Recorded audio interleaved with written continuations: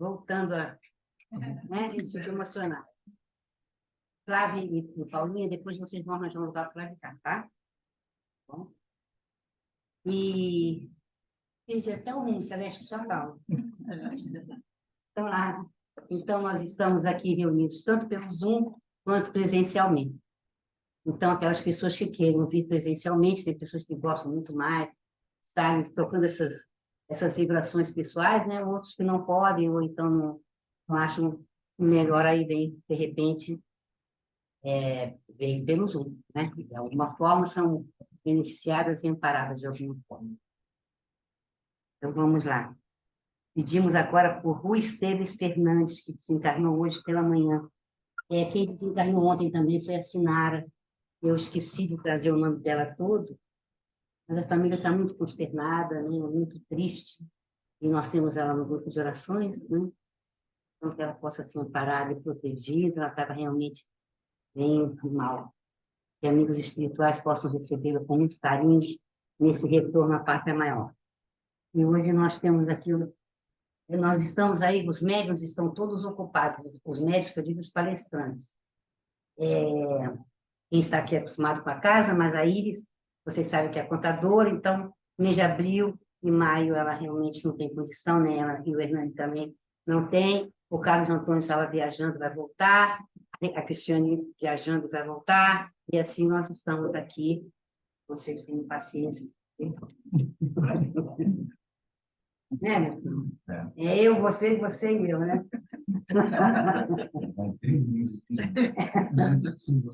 Mas é isso. Que a paz do Senhor esteja conosco, nos abençoe e protegendo sempre, tá? Vamos lá. O que você vai falar sobre? Sim, é uma boa pergunta. Assim. Eu não tenho assim, um título, né, específico, então eu vou construindo as coisas, e aí eu penso numa coisa, vou chegando aqui, vão vindo outras coisas, aquela confusão. Aí eu vou montando aqui a minha colcha de retalhos. Né? Aí fica como não sei dizer. Quando terminar, você dá um título. Aí você pensa e fala, não, ele quis dizer mais isso. Aí, mas antes eu vou fazer uma atividade que eu gosto de fazer sempre, que é nosso chama de relaxamento, mas eu acho que é mais que relaxamento. É uma tomada de consciência do seu aqui e agora. É a gente se perceber aqui enquanto individualidade, que eu acho muito importante. Isso ajuda a gente a criar uma sintonia, uma conexão com os nossos mentores espirituais. Todos aqui têm seus mentores, né? Os famosos anjos da guarda e tal. Então, todos aqui têm. E essa sensibilização que eu faço no início, que leva um minutinho ou dois, ajuda nessa conexão. Então, vamos lá? Apagar a luz. Convido a todos a fecharem os olhos, se sentarem confortavelmente. E a proposta desse momento é justamente tentar, eu sei que é muito difícil nos dias de hoje, com a mente tumultuada que a gente se encontra, né? São tantos apelos no mundo material que chamam a atenção da nossa mente, que é difícil parar e focar numa coisa só. Então, a proposta aqui é tentar focar no aqui e agora, nesse momento. E, para tanto, a gente vai observar, sem modificar nada aqui no primeiro momento, a nossa respiração. Sinta essa respiração. Entrar e sair do ar.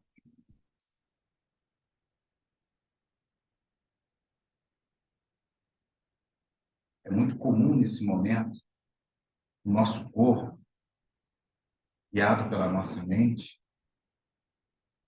criar armadilhas, que a nossa mente está acostumada, o tempo todo está pensando múltiplas coisas.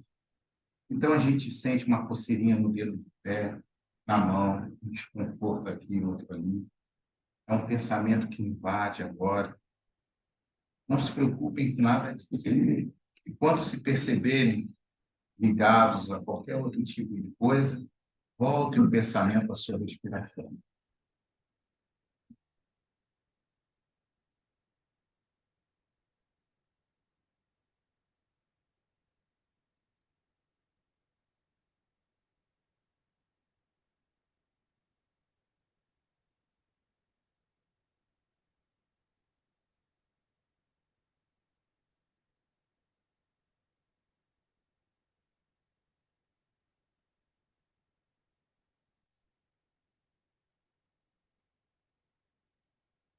para nos sentirmos mais leves, vamos mentalizar que ao colocar o ar para fora, respirando, vamos colocar junto com o ar as nossas mágoas, tristeza, raiva, rancores.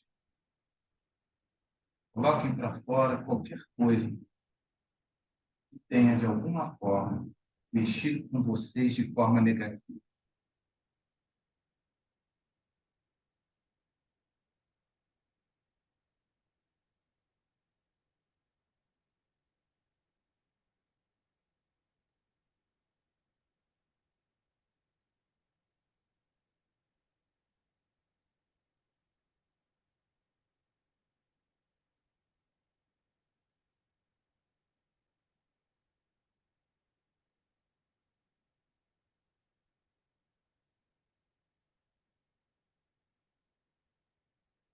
Agora, que abrimos um pouco de espaço no nosso coração, na nossa alma, vamos, ao inspirar, colocar o ar para dentro, vamos colocar também o amor de Deus, que está impregnando toda essa atmosfera, essa psicosfera do ambiente.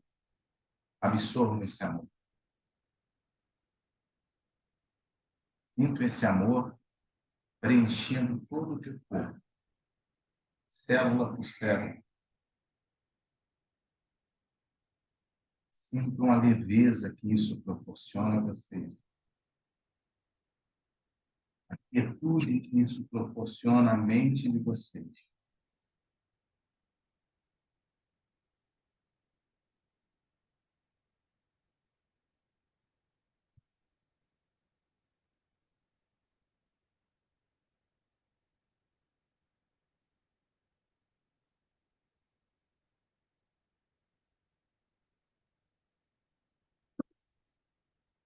Agora, estamos com a mente pacificada, com o coração um pouco mais em paz. Trazer a nossa atenção para o momento, para esse ambiente, abrindo os nossos olhos, cada um do seu tempo, da forma que quiserem.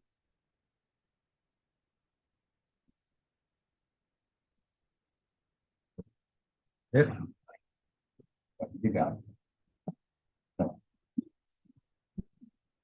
Espero que não tenha sentido de sono à noite, né? Quarta-feira à noite. Isso não foi proposta para ninguém dormir, né? Por isso que eu falo que não é bem relaxamento. Relaxamento a gente faz na terça-feira, mas tudo bem. Mas hoje à noite, né? O convite é dormir. O objetivo não é esse, é justamente vocês ficarem focados aqui. Bem, hoje eu queria pensar um pouco com vocês sobre a nossa relação com a vida.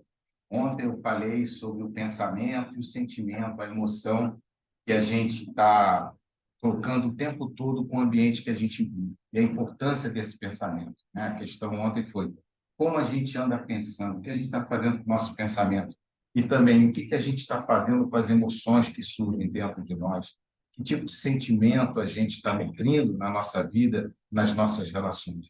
E hoje eu vou dar um pouco de continuidade a isso também, né? Pensando nós espíritas, ou os que estão aqui pela primeira vez, que estão buscando uma doutrina, uma linha de pensamento para a sua vida, começar refletindo o que a gente está fazendo aqui, qual é o nosso papel. E muitas vezes me preocupa muito, dentro do movimento espírita, a gente passar uma imagem errada para as pessoas que não são espíritas, que para ser espírita a gente precisa ser perfeito, a gente precisa ser chato, intolerante até, que a gente é aquela doutrina muito rígida, com muitos conceitos, e que se a gente não seguir aquilo, a gente está em erro, está em pecado. E muitas vezes isso é passado para as pessoas que estão aí de fora. Eu já ouvi de algumas pessoas que não são espíritas, e quando souberam que eu era espírita, tá? E assim, um olhar um pouco negativo. Espírita, mas só fala de espírito, né? Fala de morte, fala disso, fala daquilo. E de dor, de sofrimento, como se nós espíritas flutuássemos o sofrimento e a dor. A gente vai pensar um pouco sobre isso, sobre a dor. Quem já me ouve há algum tempo sabe que eu sempre digo que não é pela dor e pelo sofrimento que nós vamos evoluir, é pelo amor. A dor e o sofrimento é um mecanismo que Deus se utiliza na vida para o despertamento de cada um de nós, para que a gente possa sair da zona de conforto que a gente se encontra, ou então, pelo menos, daquela zona onde a gente sabe lidar com a situação, ainda que não esteja agradável, que seja o que a gente gostaria para a nossa vida. Mas é o que a gente tem para o momento, é o que a gente sabe lidar, e aí, muitas vezes, por medo, a gente não quer sair disso. Então, a gente chama isso de zona de conforto, né? É aquele lugar que, bom, aqui eu estou apanhando, estou, né, sofrendo, mas eu sei lidar minimamente, então eu vou ficar por aqui. Eu não quero sair dessa situação, porque vai exigir um esforço meu. Então, a doutrina ela vem justamente nos trazer essa possibilidade que a gente tem de sair desse lugar que a gente se encontra. E que vai denotar esforço, isso não tem jeito, né? A Sara até fala muito nisso, e as pessoas vêm à casa espírita a primeira vez, começam a ouvir as palestras e tal, e depois falar, não, vou continuar, não, que ali a gente é empurrado a ter que mudar, sair, não, deixa do meu jeito, vai dar um trabalho danado. Então, eu não quero, não vou ser espírita, porque espírita fica me chamando todo momento a pensar sobre mim, a pensar sobre... E isso vai dar trabalho, dá trabalho, é verdade. Mas quem disse que o trabalho tem que ser penoso? A gente associa trabalho a uma coisa penosa, né? Talvez por causa do trabalho material, que sempre exige aquele... Mas quem disse que fazer o esforço necessariamente tem que nos trazer sofrimento e dor? Não necessariamente. A gente pode desenvolver, fazer com que esse trabalho de desenvolvimento nosso floresça de uma forma prazerosa. Eu acredito muito nisso, né? Sempre fica uma frase de Jesus que fala: o amor cobre uma multidão de pecados. E é verdade. Então, se a gente alinhar o nosso pensamento, o nosso sentir pelo amor, a gente tem muito mais chance de dar certo nas nossas tentativas de mudança, de sair dessa zona de conforto que a gente se encontra. Ah, Rubens, mas isso vai dar trabalho? Vai. Mas por que não um trabalho prazeroso? Por que não essa transformação? Os que não me conhecem, os que me conhecem já sabem. A Sara adora pegar no meu pé, porque eu falo de reforma íntima e autoconhecimento. Eu falo muito disso, não sei o quê, né? E aí as pessoas têm essa questão de reforma íntima, já vem trabalho. O cara já vem falar disso, quer que eu mude, eu não quero mudar, eu estou bem desse jeito, a vida está fluindo desse jeito. Mas essa mudança, essa transformação, ela existe, na verdade, em movimento. Vamos tirar a palavra trabalho, de repente, para algumas pessoas pode se tornar um peso, né? Então, existe movimento. A transformação precisa levantar e dar o primeiro passo. É isso que é a transformação íntima. E, lógico, sempre acompanhada do conhecer o que vai mudar. Por isso é tão importante, antes de mudar qualquer coisa, a gente conhecer a priori o que a gente tem para mudar. E esse é o tal do autoconhecimento. Então, é necessário que, no nosso momento existencial, a gente reflita sobre essas questões. Eu estou bem do jeito que eu estou? Eu estou feliz, de fato? E aí vamos entender felicidade para também não ficar uma ditadura da felicidade. O espírita tem que ser feliz, gente. Tem que ser. E com o que conhece, com as coisas, tem que ser feliz. Não. Mas vamos entender melhor o que vem a ser essa felicidade que a gente está almejando. Felicidade plena existe para a gente aqui na Terra? A felicidade não é deste mundo, já nos alertava o Cristo. De fato, a felicidade plena e restrita não é deste mundo. Mas então o que seria essa tal felicidade para nós que estamos encarnados? O que é possível para a gente? São os momentos prazerosos que nós podemos ter na nossa convivência conosco, em primeiro lugar, e com o próximo. E quanto mais vivências prazerosas nós tivermos, mais esse estado de felicidade ou de plenitude ou de bem-estar que a gente se encontra vai perdurar. Então, a felicidade que a gente almeja é ter essa quantidade de tempo prazeroso pelo maior tempo possível e mais vezes ao longo da nossa vida.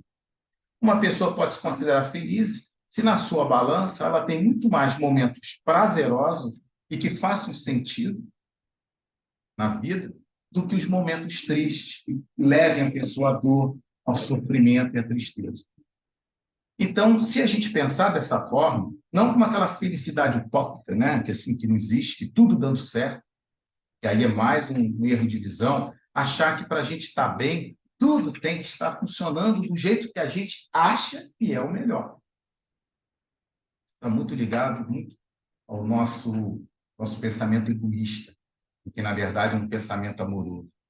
Eu estava falando lá em cima, nos estudos, de que a pessoa que ama é uma pessoa que liberta, não é uma pessoa que prende, não é uma pessoa que quer as coisas para ela somente. Isso é egoísmo, é apego. Tem muita gente que diz que ama, né? Quando, na verdade, está vivendo o egoísmo. Está se apegando, eu amo fulano. Ele ama ou ele é apegado àquela pessoa? Ou ele quer possuir aquela pessoa? Ou ele quer ter aquela pessoa satisfazendo as suas vontades, o que ele acha que é bom para ele? Uma coisa a gente questionar bastante na nossa realidade, no nosso momento presente. Então, a pessoa que ama, ela liberta. Ela entende que o outro tem a necessidade de ser ele mesmo e de encontrar seus espaços, da mesma forma que eu tenho o direito de me encontrar da forma que estou buscando os meus espaços e a minha realidade existencial. Isso é viver o amor. Então, quando a gente está buscando viver esse amor, a gente cria espaço na nossa relação com o outro e conosco para que a vida possa se movimentar, para que possa acontecer as mudanças que a gente precisa que aconteça. Quando nós vivemos relações amorosas, nós criamos um campo existencial muito mais favorável para dar certo, para que a gente possa promover o tal do autoconhecimento, para que a gente tenha um campo mais favorável para fazer as pequenas mudanças que a gente precisa fazer. E, muito importante, a gente consegue fazer nesse campo existencial amoroso um clima favorável para que os outros também façam parte desse movimento de mudança. E, quem sabe, se eles tomarem consciência da importância desse espaço vivencial amoroso, também promovam as suas mudanças necessárias. Então, nós temos que entender que essas mudanças, elas, em primeiro lugar, são para que nós possamos estar no mundo de uma forma mais plena, mais verdadeira, mais autêntica e menos engessada. Não tanto representando papéis sociais, porque muitas vezes a gente, quando se distancia desse amor, dessa autenticidade, nós passamos a ser pessoas que representamos papéis sociais. Isso, até certo ponto, é normal. E é até saudável, porque é uma forma da gente se proteger psiquicamente, emocionalmente. Mas a gente não pode ficar congelado nesses papéis somente. A gente tem que estar buscando constantemente a nossa essência, buscando o sentido da nossa vida, do que a gente está fazendo aqui. E isso é muito individual. A Sara pode ter um caminho para ela que faça todo sentido na sua busca de equilíbrio, de harmonia, de plenitude, de bem-estar, que para mim pode não fazer sentido, pode não me completar da forma que completa ela. E tudo bem, porque, na verdade, nessa busca desse caminho amoroso, existem várias formas de viver isso. E cada um aqui vai ter sua forma, não vai se repetir. Porque nós somos unidades, individualidades riquíssimas em experiência. Nós somos múltiplos na forma de sentir, de perceber, de entender e interagir. O que eu estou falando aqui, se eu fosse perguntar para cada um de vocês, cada um me daria uma interpretação diferente. Principalmente, cada um ia dizer a forma que sente, como chega para ela, tudo isso que eu estou falando, seria diferente. Ainda que alguém aqui pudesse pegar e falar na sua oratória de uma forma muito parecida com o outro. Mas eu tenho certeza que na sua intimidade seria diferente do outro. Nós somos muito complexos. Nós temos aí muitas encarnações. Eu estava lendo, não sei se foi nele, falando, não, vamos pensar em pelo menos 200 encarnações. Eu falei, caramba. Ele falou só para pensar numa questão dele aqui, quer dizer, tem mais, mas ele falou, não, vamos pensar nas últimas 200 encarnações. Vocês têm ideia de quantas personalidades nós assumimos ao longo dessas 200 encarnações? Vocês têm ideia? Quantos papéis nós representamos? Rico, pobre, homem, mulher, com cultura, sem cultura, acesso à educação, a conhecimento e outras não. Encarnações super rápidas, encarnações longuíssimas. Encarnações em que nós somos atravessados a todo momento com experiências dolorosas, encarnações que parecem mais suaves, parece até que foi um ônus, que a gente veio só para passear, mas não existe isso. Ninguém veio para a encarnação para passear, gente. E tem quantos espíritos tem lá em cima para encarnar, esperando? Uns dizem 18, outros, quer dizer, não, ao todo a Terra dizem que tem 18 bilhões. 22. Alguns 20, outros 22, mas eu acho 18, mas e nós estamos aqui 7 e pouco, falta 10 e pouco lá. Tá vendo? Quantidade. E muitos não querendo, tá vindo. Tudo bem, mas muitos querem. E a gente está tendo o privilégio de ter aqui. Então, eu acho muito difícil que alguém venha aqui só para se divertir. Ah, vou passear, dar uma passeadinha ali na Terra, para ver como é que está, reencontrar algumas pessoas, depois eu volto. A encarnação ela tem que ter um sentido educativo. Né? A vida é educativa. A vida tem um princípio básico de evolução. Nós somos simples e ignorantes e vamos a espírito puro. É um processo. Né? E nesse processo a gente vai aprendendo, vai crescendo, vai evoluindo, vai ganhando maturidade. Você vê 200 encarnações. E aí, quando eu li isso, eu pensei, caramba, 200, eu estou desse jeito? Cara, 200. O Emmanuel diz que para chegar a esse ponto foi de 1.200 a 1.500. Né? De 1.200 a 1.500.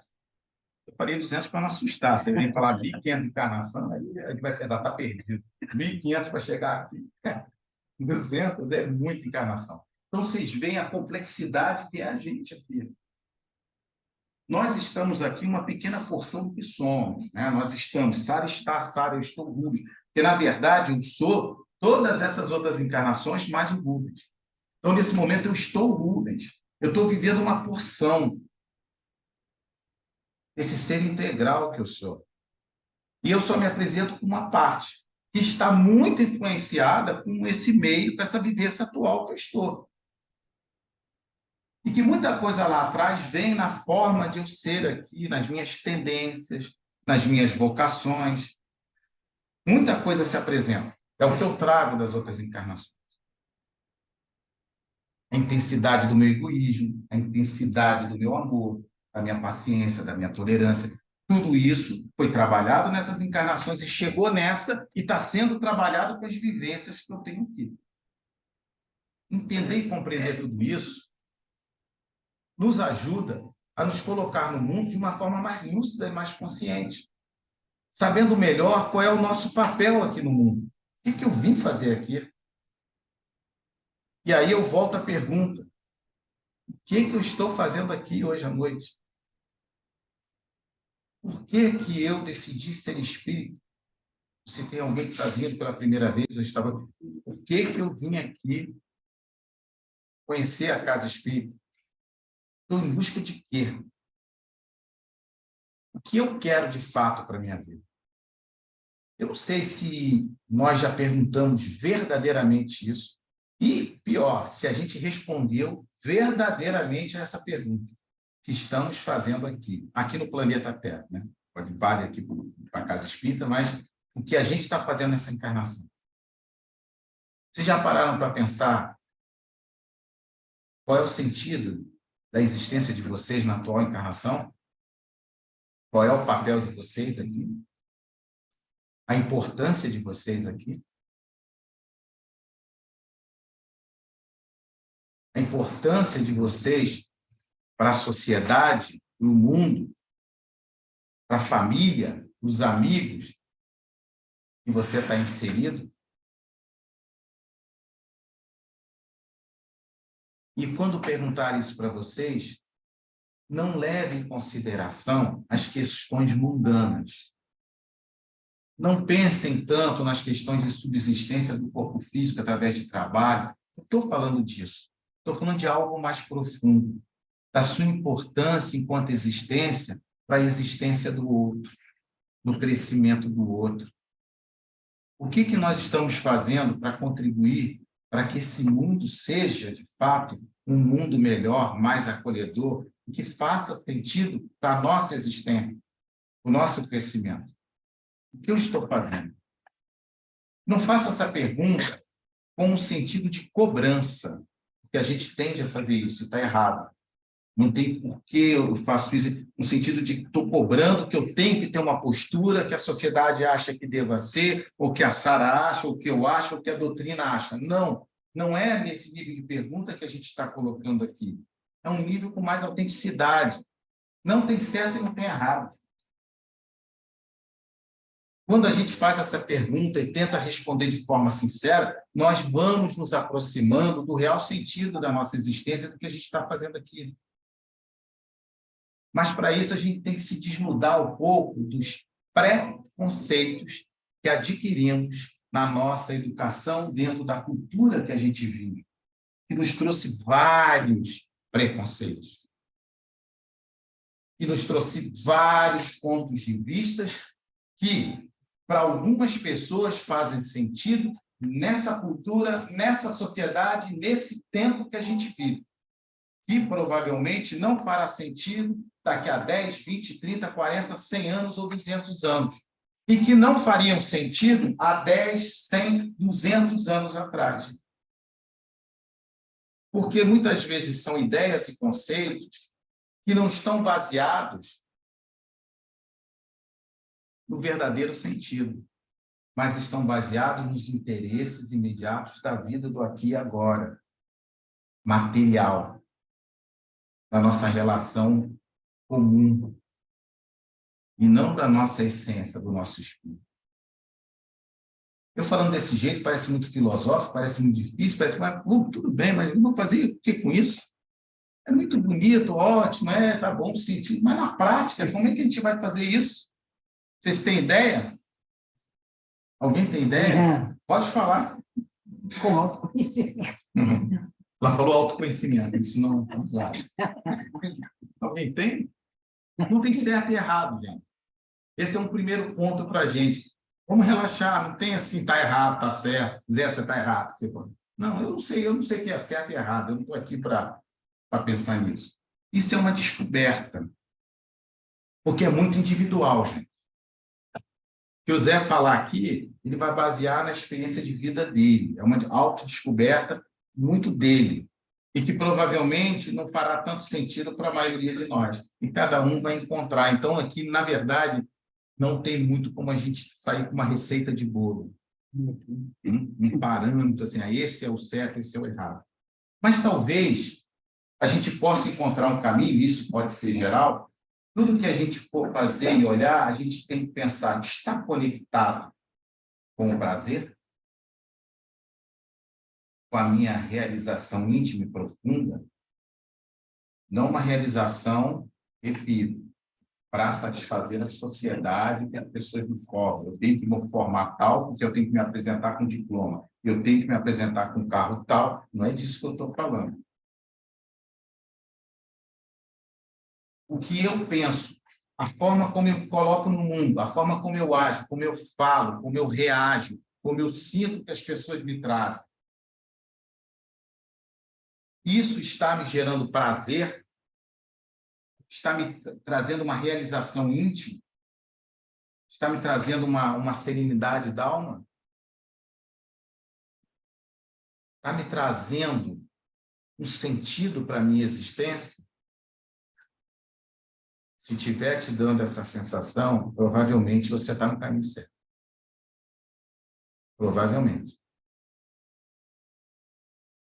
E ao longo desse percurso, nessa sua resposta a essas perguntas, se o prazer, o bem-estar, o fazer sentido a sua existência estiver presente, você vai estar criando ao seu redor aquele ambiente, eu falei, amoroso, existencial, que a gente tanto precisa na nossa vida. Nós estamos saturados de conceitos e achismos que os outros nos colocaram e que nós aceitamos como verdades. É preciso a gente parar e pensar, será que eu estou vivendo de acordo com o que o outro disse para mim que é o melhor? Será que eu estou aqui sentindo prazer de fato? Ou será que esse prazer é induzido porque todo mundo diz que isso é prazeroso? Será que, de fato, eu vou ter que me comportar dessa forma e dessa forma porque isso é o certo? Que as pessoas disseram que é o certo? Está me gerando, de fato, prazer? Está fazendo sentido na minha existência? E isso a gente constantemente está se perguntando. Em alguns momentos, em muitos momentos, na verdade, nós não vamos conseguir responder isso. E talvez vai uma dica aí valiosa, que eu descobri ao longo de muito tempo, que talvez não seja no campo racional que eu vou encontrar resposta para as muitas coisas que eu vivi e que eu vivo. Estão no campo emocional. Estão na forma como eu sinto as coisas. Como aquilo me toca. E é interessante como eu aprendo no sentir e não no racional. Quando a gente se permite trocar com o outro sentimento, emoção, e não racionalizar aquele momento. Ontem eu tinha falado disso, né? Que no pensamento, às vezes a gente bloqueia na questão racional o sentir. A gente fica tão racional. Sabe por que falou aqui metódico? Você, pessoas metódicas, foi lá em cima, né? Acho que foi o ar, e pessoas metódicas. A gente cria tanto essa coisa racional que a gente bloqueia a nossa capacidade de sentir, percepção, tanto de sensações físicas, de arrepio, de corpo, mas também da alma. Uma coisa mais profunda, que nos toca. Até eu tenho certeza que não tem ninguém novinho, né? Ninguém novinho, que vocês já viveram experiências em que não se trocou nenhuma palavra, mas que foi profundamente significativo. Vocês não viveram? Não se falou nada, foi o olhar. No olhar se trocou alguns segundos, aquilo bateu forte, você mexeu com você. E você sai dali mexido, não sabe dizer o que foi, e aquilo te transforma de alguma forma. Muda o seu dia, né? Muda algumas horas, às vezes muda uma semana. Já viveram isso? É disso que eu estou falando. E, às vezes, nesse afã espírita, agora nesse afã de estudar, de racionalizar, de tentar entender a tal fé raciocinada, isso atrapalha a gente. Quer entender demais aquilo que a gente, mentalmente, não tem capacidade para racionalizar e fechar num conceito científico de que é aquilo. Não dá. É. Ah, essa música é de lá? Eu só pensei que era de você. Eu falei, pô, o Zezinho está exagerando. É do Zona Sul, é do Zona Sul. Os caras é péssimo, já estava aqui, eu não estava falando com você, mas esse cara está alto.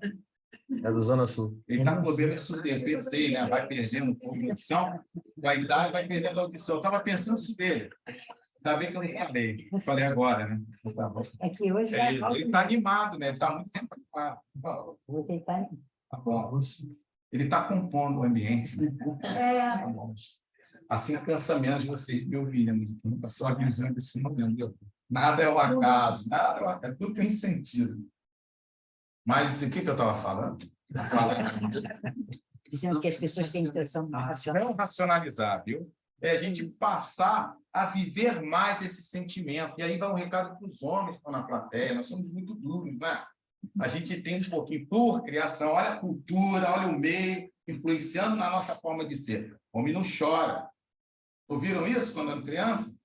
Os mais velhos. Não pode chorar, para, você é homem, não sei o quê. Coitado, a garotinha ali, né? Não, você é um engolir o choro. Isso a gente guarda, gente. Pensa que não, a gente guarda. E aí chega na fase adulta, fica aquele pessoal duro, inflexível, não posso chorar. É sentimento é coisa de mulher, sentimento parece coisa inferior. Temos que mudar esse padrão de pensamento. Sentir é extremamente nobre. E no mundo de hoje, eu diria que é extremamente corajoso. Parabéns aos homens que se permitem sentir, que valorizam os seus sentimentos e suas emoções. Parabéns aos homens que se permitem chorar. Parabéns aos homens que se abraçam, se beijam, e permitiram que essa sensibilidade, essas emoções e sentimentos fizessem parte da sua existência. Porque sabotar isso na nossa vida é um dos piores erros que a gente pode cometer. A gente tem uma ideia de que a pessoa que sente, que é mais sensitiva, né, que percebe mais emoções, essas coisas, é frágil, é inferior. Isso foi colocado ao longo de muito tempo. E não é só dessa encarnação, não, gente. Vocês viveram outras, e nas outras tinham tido isso na cabeça também. A gente vive num mundo material. Ele tocou mesmo. Eu não tive como não parar para pensar. Eu estava no meu foco aqui para trás. Ele tocou, fez um buffet. Aí ela riu do meu lado e tirou. Não, enquanto ele estava tocando uma música alegre, eu estava na brasileirinha.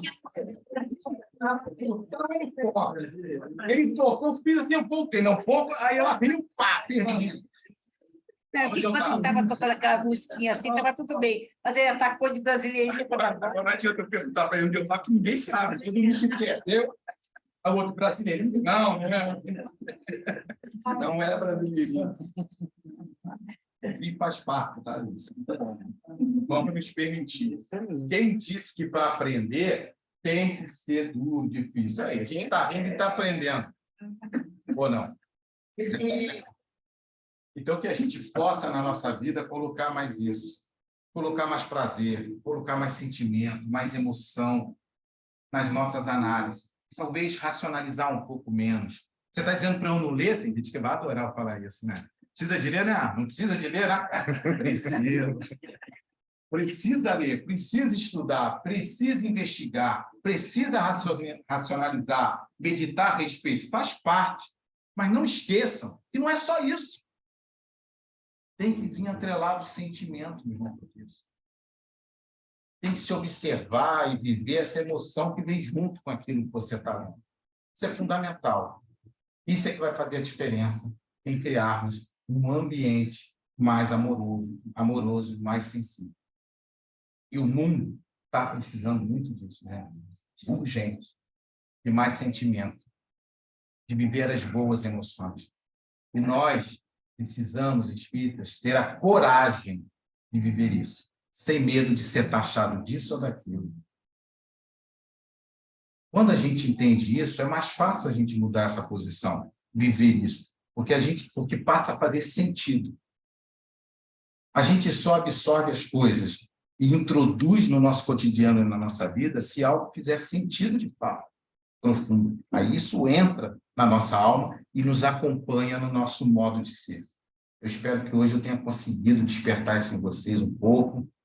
É uma tarefa longa, não é sair daqui, já mudou, abriu a porta da aliança, pronto, é outra pessoa. Transformou. Não é assim.